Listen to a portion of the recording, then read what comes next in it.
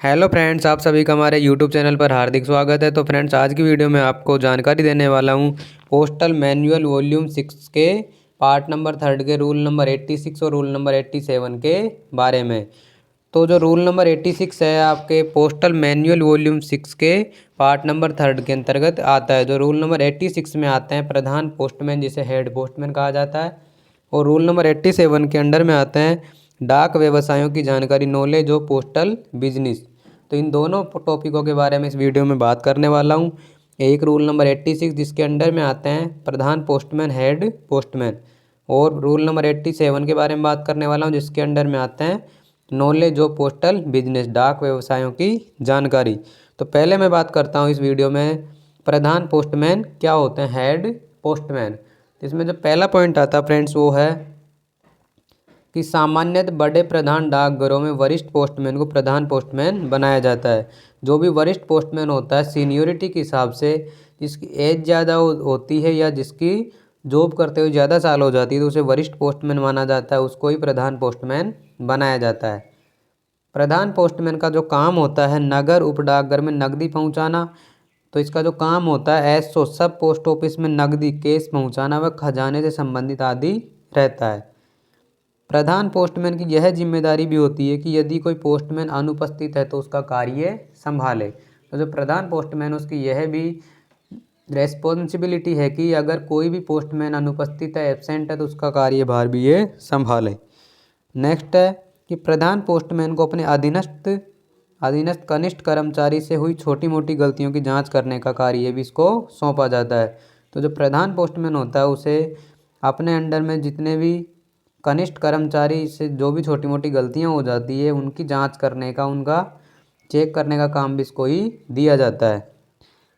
इसके अलावा money order के सत्यापन का कार्य भी प्रधान पोस्टमैन द्वारा ही किया जा सकता है। नेक्स्ट है कि प्रधान पोस्टमैन यदि चाहे तो तीसरा पॉइंट क्या है, पोस्ट मास्टर यदि चाहे तो, पोस्ट मास्टर होता है एसपीएम सब पोस्ट मास्टर, यदि चाहे तो प्रधान पोस्टमैन को किसी अन्य डाकिये के साथ डाक वितरण या मनी ऑर्डर वितरण करने के लिए भेज सकता है, अगर पोस्ट मास्टर चाहे तो, यदि कई सारे वितरण के लिए डाक वस्तु या मनी ऑर्डर रखे हो।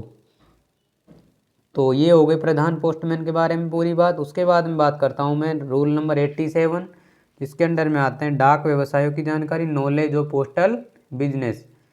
इसमें आते हैं कि पोस्टमैन को डाक व्यवसाय, जैसे जो भी पोस्टमैन होता है एचओ में, हेड पोस्ट ऑफिस में, तो उसके पोस्टमैन को डाक व्यवसाय जैसे अंतर्देशीय डाक शुल्क, इंटरनेशनल मेल शुल्क जो भी जितना लगता है, रजिस्ट्री शुल्क, मनी ऑर्डर शुल्क, बीमा शुल्क, फॉर्म भरने की जानकारी, बचत बैंक संबंधी ज्ञान होना चाहिए ताकि वह पब्लिक को इस डाक व्यवसाय से संबंधित उत्पादों के बारे में जानकारी दे सके।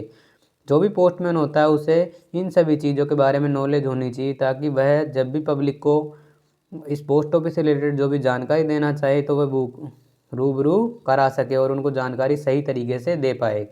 इसके लिए इन सभी जानकारी का पोस्टमैन को होना आवश्यक है। सभी डाकिये को एक गाइड भी दी जाती है जिसमें उसके कर्तव्यों के निर्वहन व डाक से संबंधित कार्यों की जानकारी भी होती है। भारमुक्त होने पर गाइड को भारग्राही को दे दिया जाता है।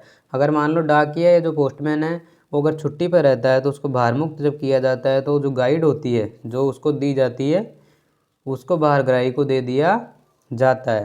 तो उम्मीद है दोस्तों आपको ये पोस्टल मैनुअल वॉल्यूम 6 के पार्ट नंबर 3 के रूल नंबर 86 और रूल नंबर 87 के बारे में मेरे द्वारा बताई गई जानकारी आपको पसंद आई होगी। अगर ये वीडियो आपको पसंद आए तो वीडियो को लाइक करें और चैनल पर पहली बार आए हो तो प्लीज़ चैनल को सब्सक्राइब कर लीजिए पोस्ट ऑफिस से रिलेटेड जानकारी जानने के लिए।